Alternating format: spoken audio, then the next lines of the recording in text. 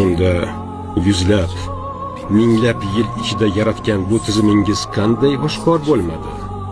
Senga dastlab o'rgatilgani kabi, ikkita odam bilgan ish sir bo'lmaydi.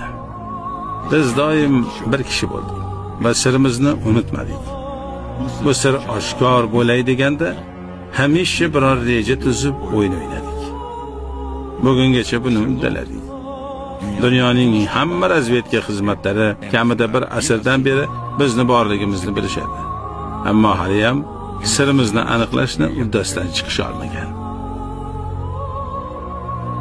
Barcha razvedkalar ichida bizning odamlarimiz bor.